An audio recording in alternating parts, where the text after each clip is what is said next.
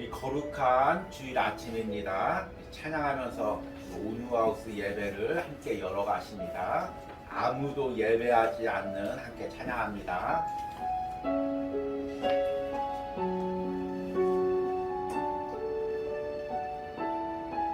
아무도 예배하지 않는 예배하지 않는 그곳에서 주를 예배하리라. 아무도 찬양하지 않는 그곳에서 나 주를 찬양하리라. 누구도 헌신하지 않는 그곳에서 주께 헌신하리라. 누구도 증거하지 않는 그곳에서 나 주를 증거하리라. 내가 받는 모든 땅 주를 예배하게 하소서. 주의 구휼로 덮어지게 하소서. 내가 선이고 주의 거룩한 곳 되게 하소서. 주의 향기로 물들이소서. 우리 함께 묵도하심으로 주일 온유하우스 예배를 하나님께 드리겠습니다.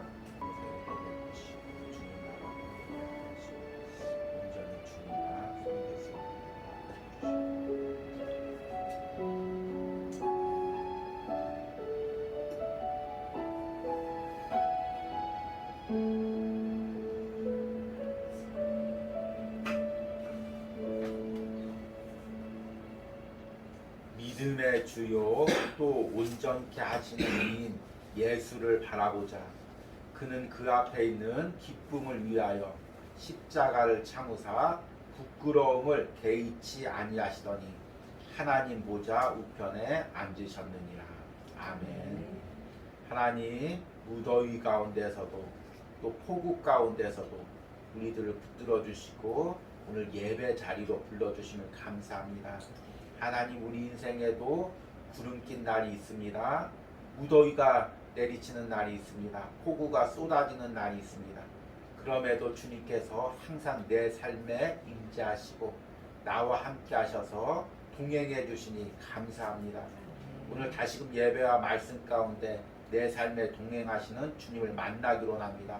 그 손이 주님의 손을 붙잡기를 원합니다. 말씀 가운데 예배 가운데 우리에게 찾아와 주시고 확신을 허락하여 주시옵소서. 믿음을 더하여 주시옵소서. 예수님의 이름으로 기도했습니다. 아멘. 우리 찬송가 365장 함께 찬양합니다. 마음속에 근심 있는 사람.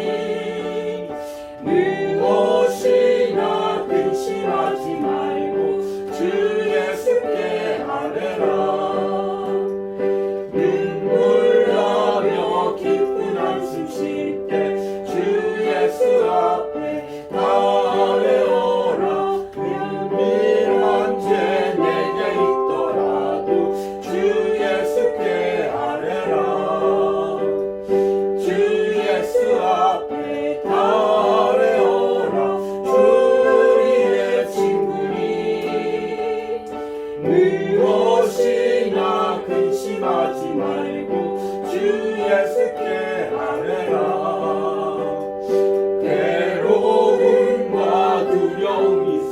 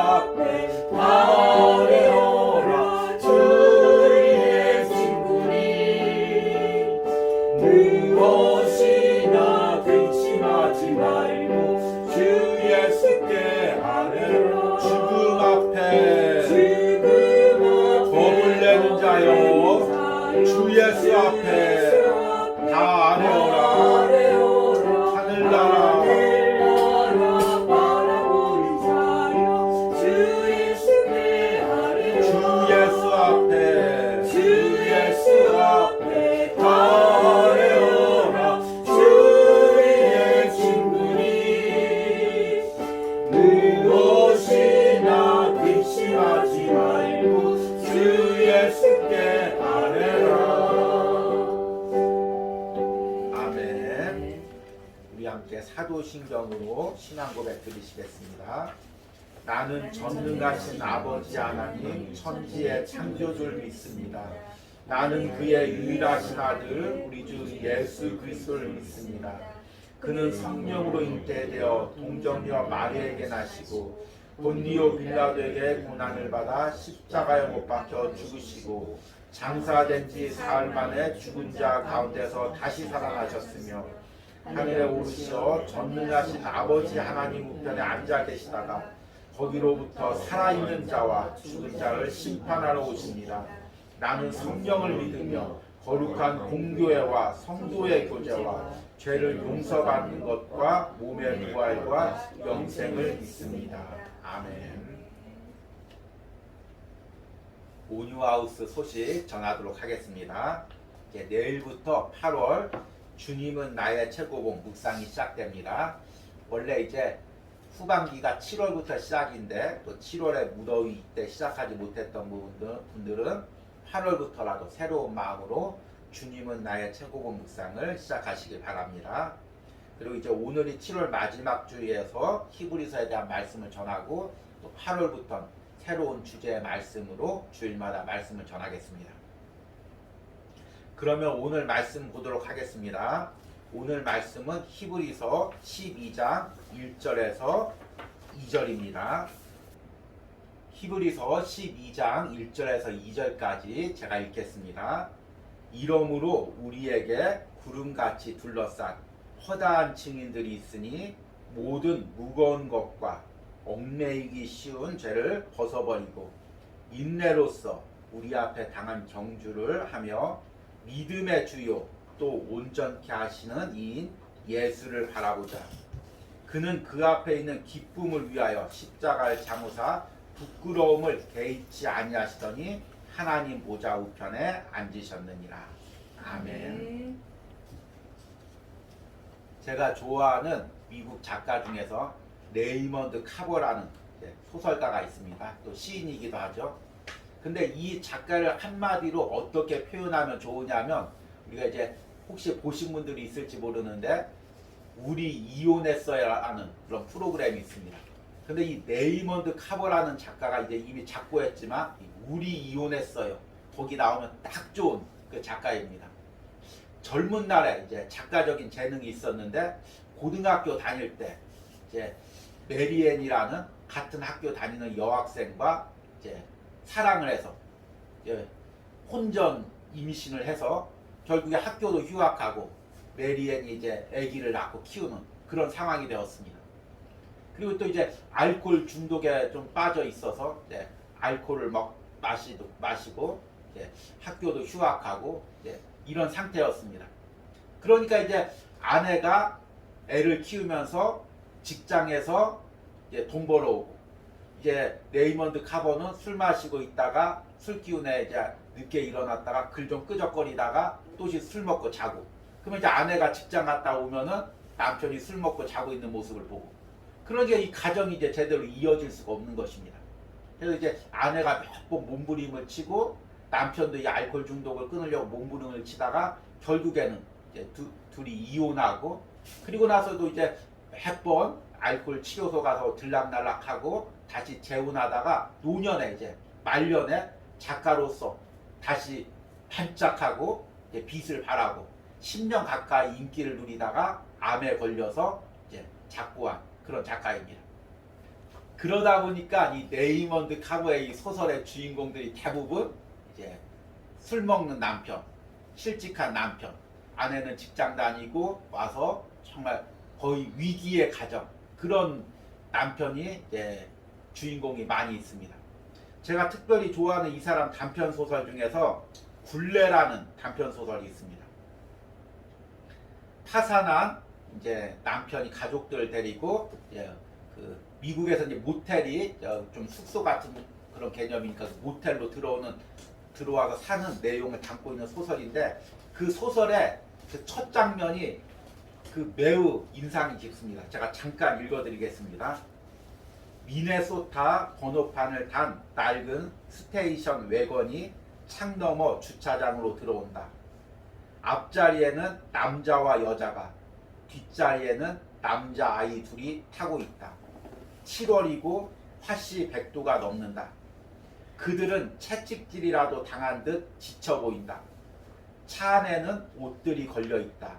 뒤에는 여행 가방, 박스 등이 쌓여 있다. 내용만 들어도 이제 다 망해서, 다 압류당해서 남자가 가족들을 데리고 잠시 쉬려고 모텔로 들어오는 그 지친 모습, 삶의 지친 모습이 역력하게 느껴지는 그런 이제 장면입니다. 그런데 이 소설 중에서 남자가 이제 모텔에 며칠 머물다가 술을 먹고 그 물도 없는 수영장에 뛰어들었다가 이 이마가 피가 철철 나는 상황이 되었습니다. 그래서 주변 사람들이 얼른 병원으로 이 남자를 데리고 가려고 하는데 이 남자가 계속해서 같은 말만 반복합니다. 뭐라고 반복하냐면 더는 못 가겠어.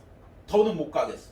주변 사람들이 빨리 병원 가야 됩니다. 피가 많이 납니다. 이마가 많이 찢어졌습니다. 데리고 가는데 남자가 하는 말이 더는 못 가겠어. 더는 못 가겠어. 이걸 주저버리다가 이제 소설이 끝납니다. 근데 제가 이 소설 읽는데 가슴이 너무나 아픈 것입니다. 이 남자의 마음이 그대로 느껴지는 것입니다. 너무나 지쳐서 삶의 무게가 너무 무거워서 주위의 시선들이 너무 날카로워서 지치고 무너져서 이제 더 이상 못 가겠는 그 남자의 마음 깊은 곳의 심정이 그대로 책을 읽으면서 느껴져서 가슴 아팠던 기억이 있습니다. 그런데 우리 신앙에도 이런 경우가 있습니다. 열심히 주일을 했는데 뜻대로 되지 않고 많은 고난들이 있고 주일을 하다가 또 여러 가지 시험이 들어서 이제 더는 못 가겠는 상황, 더는 예배 드릴 수 없는 상황, 더는 사명 감당할 수 없는 상황, 그런 상황에 지쳐있는 영혼들이 있다는 것입니다. 우리가 7월 한 달 동안 히브리서 말씀을 전했는데요. 이 히브리서의 배경이 바로 이런 상황입니다. 히브리서가 쓰여졌을 때 초대교인들이 여러 번 반복해서 이야기했지만 로마 그 정부의 황제 숭배를 거부한다고 해서 계속해서 핍박을 당했습니다. 원형 경기장으로 끌려가서 사자의 밥이 되고 거꾸로 십자가에 매달려서 죽고 고난당하고 감옥에 갇히고 재산 빼앗기고 계속해서 주변에 조롱당하고 핍박당하고 이제 더 이상은 걸어갈 수 없는 그런 상황에 이제 이 히브리서 당시의 초대교인들이 놓여져 있었습니다. 그래서 하나님께서 히브리서 기자에게 이 히브리서를 써서 그들에게 말씀으로 제시하는 것입니다. 무엇을 제시할까요? 히브리서 주제는 크게 딱 두 가지로 나눠집니다. 하나는 어떤 상황이든지 예수님을 붙잡으라는 것입니다. 예수님을 붙잡으면 산다는 것입니다. 예수님을 붙잡으면 거기서 벗어날 수가 있다는 것입니다. 또 하나 주제는 뭐냐면 그 예수님을 붙잡기 위해서는 내가 의지적으로 결단하고 그 예수님을 잡아야 된다는 것입니다. 우리 인간은 참 연약한 존재죠. 넘어져 있을 수밖에 없죠. 그런데 그런 인간에게 예수님이 찾아오십니다. 히브리서는 그 예수님께서 어떻게 인간의 몸으로 오셔서 인간 대제사장이 되어서 짐승의 피가 아닌 자신의 보혈을 흘림으로써 우리를 붙들어 세워주시는지 그리고 천국까지 다시 끌고 가는지 그 내용이 나와 있습니다. 이게 얼마나 은혜로운 내용입니까? 사실 좀 이제 구약 율법들이 많이 나와 있어서 초신자들이 읽기 어렵지만 이 히브리서에 깊이 들어가 보면 그 히브리서의 그 내용들 하나하나가 우리에게 은혜가 됩니다. 마치 늪 속에 빠져서 허우적거리는 것처럼 도저히 일어날 수 없는 사람을 붙잡고 끌고 나가시는 주님의 그 은혜가 느껴집니다. 어디까지 끌고 가시냐면 천국까지. 그 내용이 히브리서 1장부터 끝장까지 다 이어지고 있는 것입니다. 이것을 전쟁 영화의 한 장면을 떠올리게 됩니다. 이 히브리서를 읽다 보면 아군들이 갇혀 있습니다. 적들에게 다 둘러싸여 있습니다. 이제 곧 있으면 다 포로로 끌려가고 고문당하고 그럴 수밖에 없는 상황입니다. 그런데 지휘관이 군대를 이끌고 그 적진을 뚫고 와서 아군들을 구해 나가는 것입니다. 이게 히브리서 내용이죠. 정말 우리는 인생의 늪 가운데 고난 가운데 핍박 가운데 물려 있어서 더 이상 나갈 수가 없는데 빠져나올 수가 없는데 주님께서 친히 하늘 보좌를 버리고 이 땅에 오셔서 인간의 육신을 입고 우리와 함께 모든 고난을 당하시고 십자가에서 피 흘리시고 죽으시고 이제 우리를 끌고 그 인생의 늪에서 고난 가운데서 핍박 가운데서 일어나서 천국까지 다시금 걷게 하는 은혜가 있는 말씀이 바로 히브리서 말씀입니다. 근데 여기서 이제 중요한 내용이 나갑니다. 이 말씀을 여러분들이 히브리서 말씀을 한 달 동안 잘 들었는데 마지막 이 말씀을 꼭 들어야 됩니다. 우리가 인생의 늪 가운데 절망 가운데 빠져 있을 때 예수님께서 하늘 보좌를 버리고 우리 가운데 오셔서 우리를 끌고 하늘나라까지 가십니다. 그런데 이 가운데서 꼭 중요한 게 있습니다. 예수님께서 손을 내밀 때 내가 의지적으로 예수님의 손을 잡아야 되는 것입니다. 하나님께서 우리 인간을 창조하셨을 때 히브리서 말씀을 통해서 계속해서 반복했죠. 우리에게 자유의지를 주셨습니다. 그러니까 하나님은 그냥 동물처럼 우리가 본능적으로 하나님을 그 짐승들은 개들은 본능적으로 주인을 졸졸졸 따라가게 돼 있죠. 그래서 본능적으로 그냥 예수님을 따라서 천국 갈 수 있도록 그렇게 창조하신 것이 아닙니다. 매 순간 자유의지를 들여서 세상의 늪 가운데 그 빠져가는 그 세상의 늪 가운데 내가 결단하고 예수님의 손을 붙잡아야 예수님이 끌고 우리를 천국까지 가는 것입니다. 그러니까 내가 의지적으로 결단하고 예수님의 손을 붙잡아야 내가 인생의 늪 가운데 빠져나올 수 없는 그 고난 가운데 핍박 가운데서 건짐을 받을 수가 있다는 것입니다. 그래서 오늘의 말씀의 제목이 내가 주님을 붙잡으려면입니다. 오늘 이제 읽은 히브리서 12장 1절에서 2절 말씀은 예수님을 붙잡으려면 우리가 무엇을 해야 되는지를 이야기하고 있는 본문입니다. 오늘 이 1절과 히브리서 12장 1절과 2절의 핵심 단어는 2절에 예수를 바라보자라는 구절입니다. 이 바라본다는 게 어떤 의미일까요? 조금 이제 어려울 수가 있지만 헬라어의 아포라오라는 단어입니다. 이 아포라오라는 단어는 아포와 라오라는 단어의 합성어입니다. 헬라어에는 이제 전치사들이 많은데요. 이 아포라는 단어가 뭐뭐로부터 빠져나오다 이런 의미입니다. 이거 이제 탈격 전치사라고도 하는데요. 무엇으로부터 벗어나서 무엇으로부터 빠져나와서 이런 의미죠. 그리고 라오라는 단어가 무언가를 집중해서 보다는 의미입니다. 그러니까 아포라오라는 단어는 내가 집중하고 있던 그 대상에서 내가 속해 있던 대상에서 빠져나와서 다른 무언가를 바라본다. 집중해서 바라본다. 이것이 이제 아포라오라는 단어죠.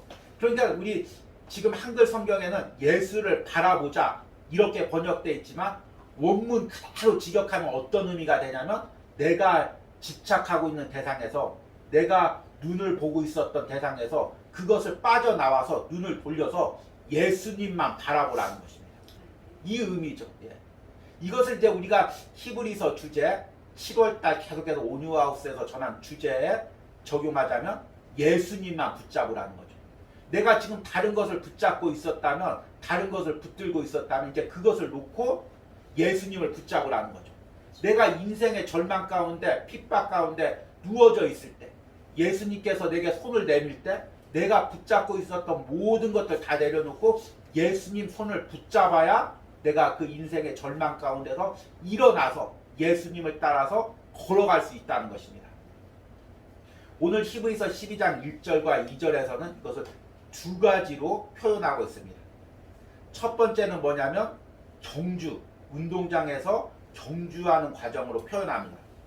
1절 말씀 보니까 이러므로 우리에게 구름같이 둘러싼 허다한 증인들이 있으니 모든 무거운 것과 얽매이기 쉬운 죄를 벗어버리고 인내로써 우리 앞에 당한 경주를 하며 이것을 어떻게 이제 표현하면 좋냐면 어떻게 이미지로 그리면 좋냐면 이제 원형 경기장에서 많은 사람들이 지금 관람하고 있습니다.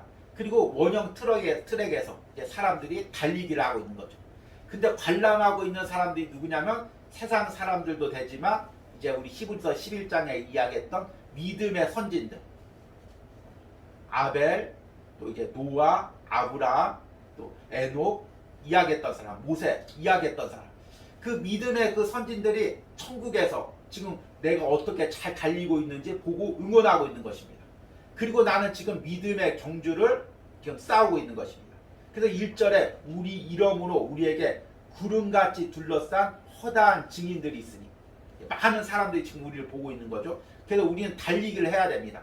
그런데 달리기를 할 때 어떤 달리기를 해야 되냐면 모든 무거운 것과 얽매이기 쉬운 죄를 벗어버리고.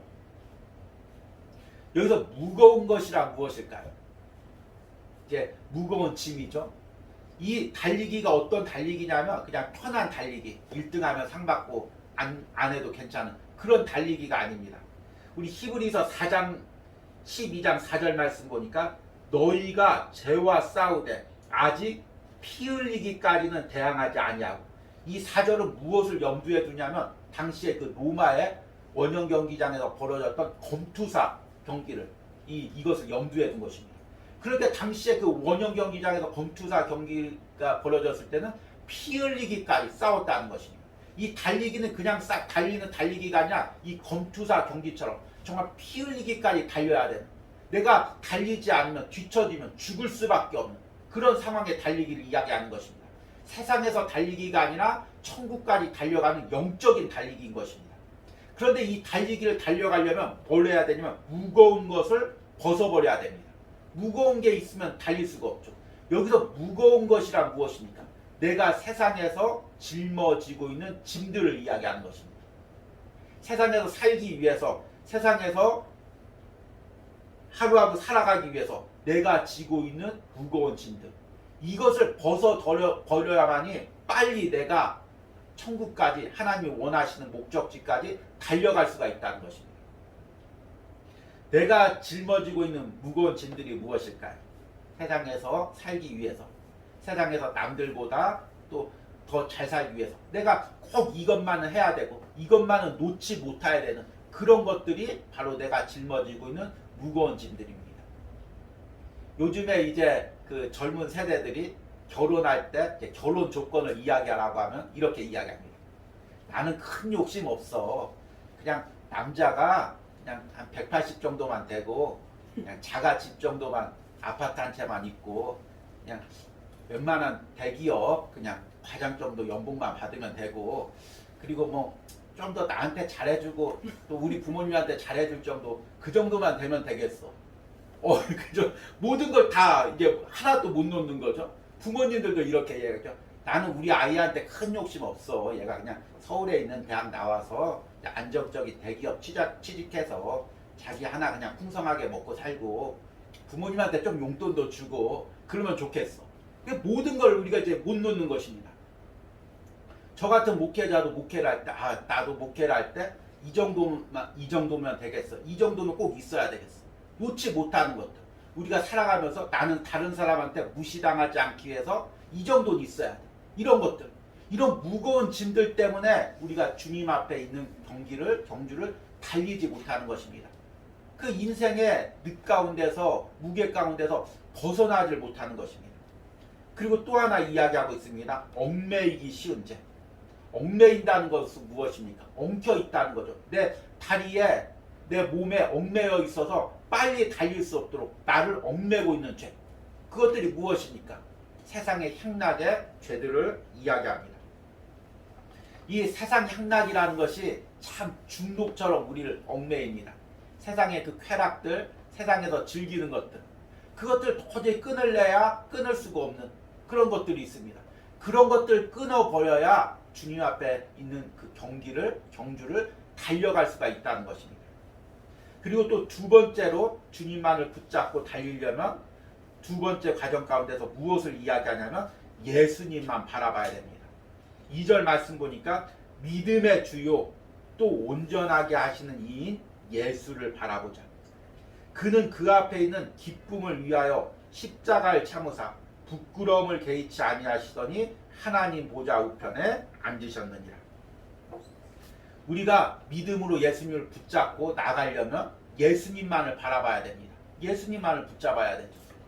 근데 그 예수님이 어떤 예수님이냐면 믿음의 주요 또 온전케 하시는 이 예수를 바라보자. 우리 계속해서 이제 7월 한 달 동안 히브리서 설교를 전했습니다. 첫째 주에는 내가 어떤 상황 속에서도 주님을 붙잡습니다. 둘째 주는 내가 어떤 연약함에서도 주님께 나아갑니다. 셋째 주는 내가 어떤 유혹 속에서도 주님만을 섬깁니다. 그리고 넷째 주 지난주에는 현실을 이기는 믿음에 대해서 전했습니다. 육체적으로, 정신적으로, 그리고 영적으로, 그리고 우리가 처한 현실 가운데 계속해서 우리는 예수님께 나갈 수 없는 연약함을 경험합니다. 그 가운데 사탄은 계속해서 우리에게 속삭입니다. 너는 더 이상 나갈 수가 없어. 이 상황 가운데서 너는 예수님을 붙잡을 수가 없어. 너의 육신을 봐봐, 연약하잖아. 너의 마음을 봐봐, 연약하잖아. 너의 영적인 상태를 봐봐, 계속해서 사탄에게 눌리고 있잖아. 너는 나갈 수가 없어. 그런데 오늘 말씀해 보니까 믿음의 주요 또 온전하게 하시는 이인 예수를 바라보자. 예수님이 어떤 분이시냐면 우리의 믿음의 대상이라는 것입니다. 믿음이 뭡니까? 헬라어의 피스토스인데 신뢰하다는 의미입니다. 우리가 신뢰하고 의지하고 결코 나를 버리지 않고 결코 나를 놓지 않고 앞에서 이야기한 것처럼 그 전쟁 속에서 적진 가운데서 다 포위되어 있을지라도 그 예수님만은 나를 버리지 않고 언젠가는 꼭 오셔서 나를 끌고 구출해 가시는 그분이 바로 예수님이고 믿음의 대상이라는 것입니다. 여러분, 우리 왜 예수님만 믿음의 대상입니까? 예수님이 우리를 구원할 만한 능력이 있기 때문입니다. 사람들은 철저하게 계산적이고 이기적이고 연약합니다. 그래서 누군가를 잘 이렇게 보호하려고 하고 누군가에게 사랑을 하려고 하다가도 저울질해서 그 사람을 보호하고 사랑하려고 할 때 내가 손해보는 게 많으면 결국에는 포기하게 됩니다. 자, 지금 아군이 지금 적진 가운데 포로로 잡혀져 있습니다. 그래서 구출하려고 가려고 합니다. 근데 구출하려고 가려고 하다 보니까 우리 편 희생이 너무 많습니다. 한 명 구하기 위해서 10명이 죽어야 됩니다. 그러면 어느 지휘관이 한 명을 구하러 가겠습니까? 왜 그렇습니까? 연약하기 때문에. 지휘관도 연약하기 때문에. 10명의 희생을 치러야 되기 때문에. 그리고 또 계산해 보니까 계산이 맞지 않기 때문에 포기하는 것입니다. 그런데 우리 예수님은 하나님의 아들입니다. 충분히 그 한 명을 구원할 능력이 있습니다. 왜 예수님께서 우리 안에 있는 아홉 마리 양을 놔두고 절벽 가운데 버려진 한 마리 양을 찾아가십니까? 계산적으로 맞지 않죠. 지금 아홉 마리 양을 지키고 있어야 되는데 그걸 놔두고 한 마리 양을 지키러 가면 이게 계산이 맞습니까? 그런데 예수님은 충분히 그 아홉 마리 양도 지키실 수가 있고 절벽에 버려진 그 한 마리 양도 찾으러 가실 수 있는 능력이 있으신 분입니다. 능력이 있고 그 한 마리 양을 사랑하고 포기하지 않으시는 분입니다. 그러니까 예수님이 믿음의 대상인 것입니다. 사람은 믿음의 대상이 될 수가 없죠. 아무리 내가 믿던 사람도 그 사람이 계산이 맞지 않으면 나를 버릴 수밖에 없는 거죠. 그런데 또 무엇이라고 이야기하면 온전케 하시느니, 내가 넘어져서 도저히 일어날 수 없는 상황인데도 예수님께서는 오셔서 나를 온전케 하실 수 있다는 것입니다. 일어나서 걸을 수가 있다는 것입니다. 걷게 하실 수가 있다는 것입니다. 그러니까 우리가 그 예수님만을 바라봐야 된다는 것입니다. 그 예수님이 어떻게 하셨습니까? 후반절에 보니까 그는 그 앞에 있는 기쁨을 위하여 십자가를 참으사 부끄러움을 개의치 아니하시더니, 예수님께서 하나님 우편에 앉으시기 위해서 그 천국의 기쁨을 누리기 위해서 십자가에서 그것을 모두 참으시고 부끄러움을 개의치 아니하셨다고 이야기합니다. 이 개의치 아니하시다는 단어는 헬라어로 굉장히 거친 표현입니다. 우리나라로 번역될 때는 개의치 아니하시더라라고 이렇게 번역되어 있지만 이게 헬라어 원문상에는 무시해버리다. 누가 뭐라고 이야기해도, 누가 뭐라고 말해도, 누가 어떤 표정을 쳐도 무시해버린다는 것입니다. 예수님께서 하늘 영광을 위해서 십자가에서 그 조롱과 멸시와 천대를 받아도 그것을 다 무시해버리고 하늘 영광만 바라보고 십자가의 모든 것을 참고 인내했다는 것입니다. 이것이 우리에게 필요한 것입니다. 여러분, 주의 일을 할 때 얼마나 때로는 신앙을 가질 때 무시합니까? 야, 그 헌신으로 세상에서 일했으면 벌써 부자 됐겠다. 야, 그 물질 들이는 돈으로 저축했으면, 투자했으면 벌써 부자 됐겠다. 사람들이 조롱하고, 야, 너 교회 다닐 때 나는 이렇게 세상에서 이렇게 잘 산다. 비웃고 조롱하고, 그 모든 것에 우리가 신경을 쓰면 믿음의 경주를 할 수가 없다는 것입니다. 그것을 개의치 말라는 것입니다. 무시하라는 것입니다. 계속해서 이것은 세상 사람들의 소리지, 이것은 천국을 모르는 사람들이 하는 소리지, 이것은 예수 그리스도의 십자가를 모르는 사람들이 하는 소리지, 계속해서 그가 우리가 무시하고 끊어버리지 않으면 그 소리 때문에 우리가 믿음의 경주를 할 수가 없다는 것입니다. 그러니까 오로지 예수님 바라보고 천국 바라보고 달리지 않으면 우리는 모든 얽매인 것들, 사람들의 말에 의해서, 상황에 의해서 달릴 수가 없다는 것입니다. 주님의 손을 붙잡을 수가 없다는 것입니다. 오늘 이제 말씀을 맺으면서 꼭 여러분들 이것을 적용해 봐야 됩니다. 이것을 적용하지 못하면 히브리서를 한 달 동안 들은 의미가 없죠. 지금 우리가 예수님을 붙잡아야 됩니다. 히브리서 주제죠. 그런데 예수님을 붙잡으려면 내가 다른 것을 붙잡고 있는 손을 놔야 됩니다. 세상에서도 무시당하지 않고 어려움 없이 당하고 살고 세상의 모든 쾌락도 다 누리고 그리고 예수님 손도 잡고 얼마나 좋을까요? 그런데 그럴 수는 없다는 것입니다. 예수님을 잡으려면 이 세상의 늪에서 빠져나가서 예수님의 손을 잡고 일어나려면 내가 잡고 있는 것을 놔야 예수님을 잡을 수가 있다는 것입니다. 내가 지금 잡고 있는 세상 것이 무엇입니까? 이게 보여야 놀 수가 있죠. 이것을 쉬운 이미지로 이제 표현해 보면 내가 지금 귀한 것을 가지고 이제 걷고 있다가 늪지에 빠졌습니다. 그래서 아무리 발버둥쳐도 계속해서 늪 속으로 빠져 들어갑니다. 그런데 누군가가 와서 내게 손을 내밉니다. 그러면 어떻게 해야 됩니까? 내가 잡고 있던 것들을 붙들고 있던 것들을 내려놓고 그 내미는 사람의 손을 붙잡아야 됩니다. 그런데 내가 잡고 있는 게 무엇입니까?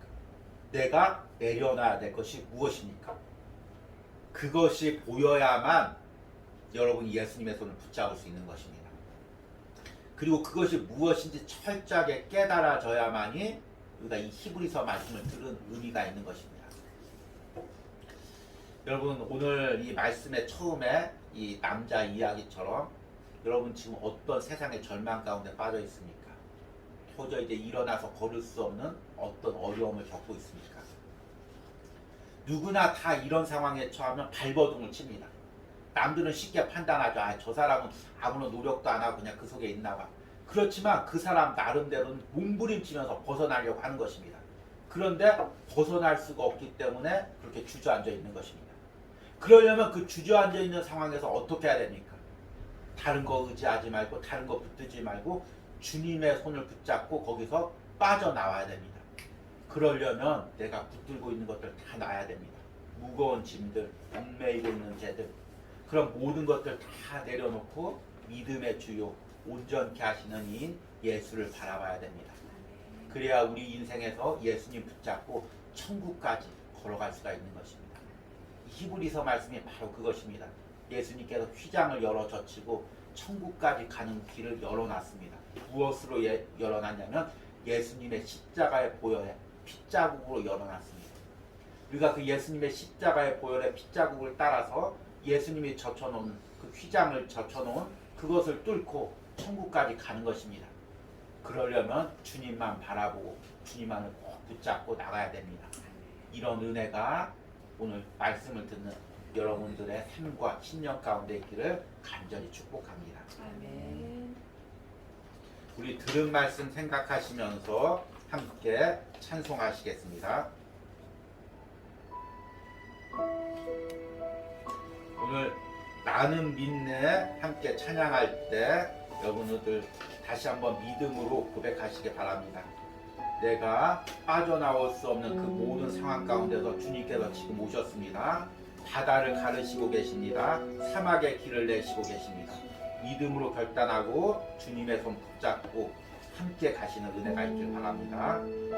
내게 허락하신 시련을 통해 함께 찬양합니다.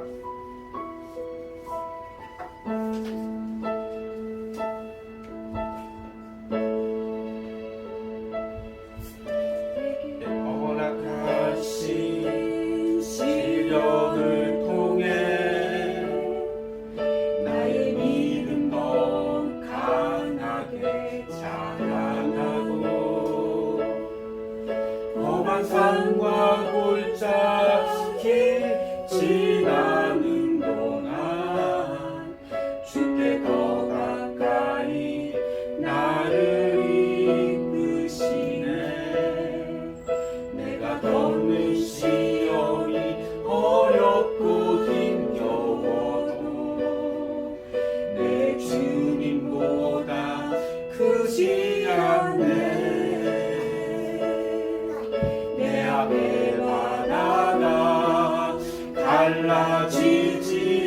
않으면 주가 나로 바다 위 걷게 하리.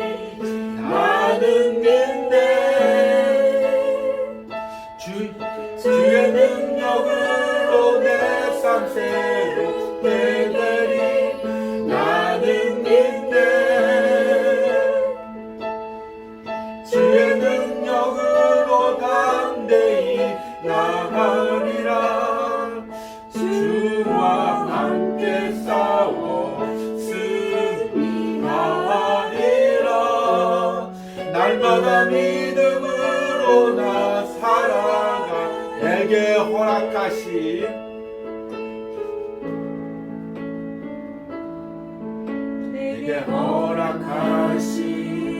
시련을 통해 나의 믿음 더 강하게 자라. 말씀을 생각하시면서 찬양합니다. 험한 산과 골짜기 지나는 동안 주께 더 가까이 나를 이끄시네.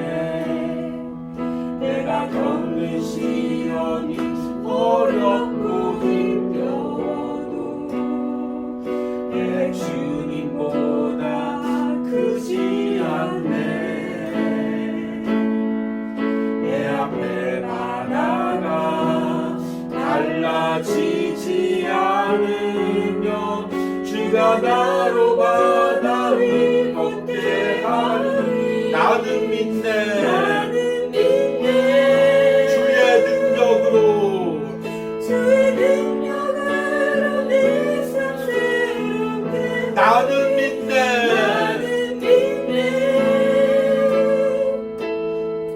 주의 능력으로 담대히 나가리라.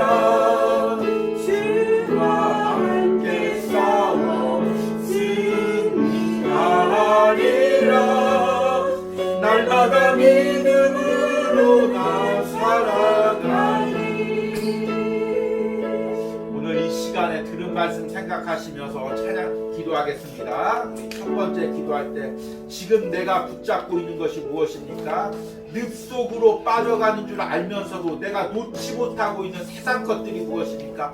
주님, 이것들 놓고 주님 붙잡게 하여 주시옵소서. 우리 주여 부르고 함께 찬양 기도합니다. 주여. 주님, 지금 내가 붙잡고 있는 세상 것들이 무엇입니까? 나를 이 침체 가운데, 나를 이 늪 가운데 주님 빠져지게 하면서도 주님, 내가 그것을 알면서도 놓지 못하고 있는 세상 것들이 무엇입니까? 그 세상의 무거운 짐들이 무엇입니까? 그 세상에 얽매고 있는 죄들이 무엇입니까? 세상에서 놓지 못하고 있는 내 목표들이 무엇입니까? 성공을 위해서, 물질적인 당당을 위해서 내가 놓지 못하고 있는 것들이 무엇입니까? 주님, 내가 세상에서 즐기면서 이 즐거움이 너무 달콤해서 놓지 못하고 있는 것들이 무엇입니까? 나의 영혼을 파괴하고 나의 육신을 파괴하고 있는 줄 알면서도 하나님, 이것을 놓지 못하고 있는 것들이 무엇입니까? 오늘 다시금 내가 믿음으로 결단합니다. 믿음으로 주님의 손을 붙잡기로 결단합니다. 이 모든 것들을 내려놓고 주님 손 붙잡기로 결단합니다. 주님 도와주시고 감사하시고 믿음으로 결단하게 하시고 믿음으로 붙잡을 수 있는 애들을 허락하여 주시옵소서. 오늘 말씀처럼 내가 히브리서 시대 초대교인들처럼 육적으로, 마음적으로, 영적으로 지쳐있는 상황들이 무엇입니까? 이제 더 이상 한 걸음도 더 걸어갈 수 없다고 내가 지쳐도 고백하고 있는 나의 육적인, 영적인 상태들이 무엇입니까? 주님께 이 시간에 나의 상황을 고백합니다.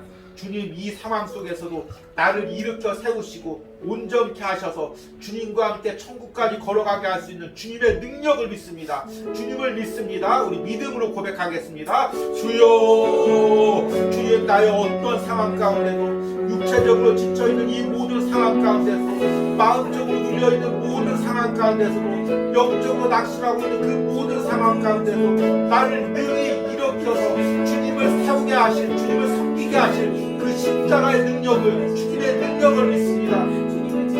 주님, 어떤 상황일지라도, 어떤 환경일지라도 주님, 나를 일으키게 하실, 온전케 하실 그 주님을 믿습니다. 나를 빠져나오게 하실 주님의 능력을 믿습니다. 내가 그 주님의 능력을 믿음으로 선포합니다. 주님, 내가 주님을 믿습니다. 주님, 내가 주님의 손을 붙잡습니다. 주님의 손을 붙잡고 영상 다시 일어납니다. 믿음으로 선포하게 하시고. 우리 마지막으로 한 가지만 더 기도하겠습니다. 우리 온유하우스 예배를 위해서 기도합니다. 8월 달에도 주의 종에게 은혜로운 영광으로 은혜로운 말씀을 선포하게 하여 주시옵소서. 8월 주님은 나의 최고봉 영상을 통해서 묵상 설교를 통해서 죽어가는 영혼들이 살아나게 하여 주시옵소서. 세상에 늪에 빠져있던 영혼들이 그곳에서 빠져나와 다시금 주님의 손을 붙잡는 은혜를 허락하여 주시옵소서. 주여 부르고 기도합니다. 주여. 주님, 8월 달에도 온유하우스 가운데 주님의 은혜를 부어주시옵소서. 주님, 온유하우스 설교 가운데 주님 주의 종에게 하나님이 전하고자 하는 그 말씀을 전할 수 있는 지혜를 주시고 영감을 주시고, 하나님 사람의 뜻대로 사람의 방법대로 전하는 것이 아니라 하나님께서 명령하신 전하라고 하신 그 말씀을 영적으로 깨어서 분별하고 전할 수 있는 은혜를 허락하여 주시옵소서.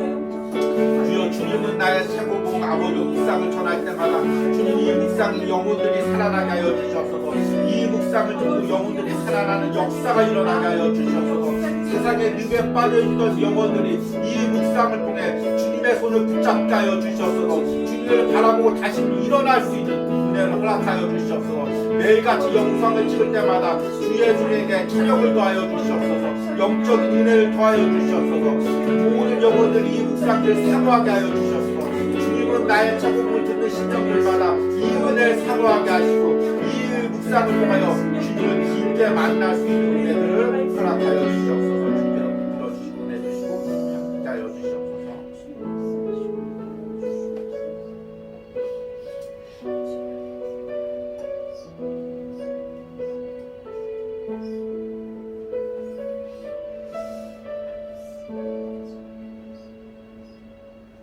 이러므로 우리에게 구름같이 둘러싼 허다한 증인들이 있으니 모든 무거운 것과 얽매이기 쉬운 죄를 벗어버리고 인내로써 우리 앞에 당한 경주를 하며 믿음의 주요 또 온전케 하시는 이인 예수를 바라보자.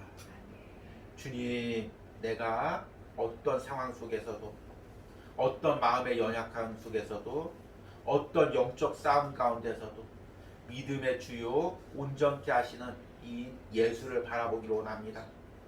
주님은 충분히 이 연약한 가운데서도 나를 일으켜 세우실 수가 있고 주님을 따라 걷게 하실 수 있는 능력이 있으신 분임을 내가 믿습니다.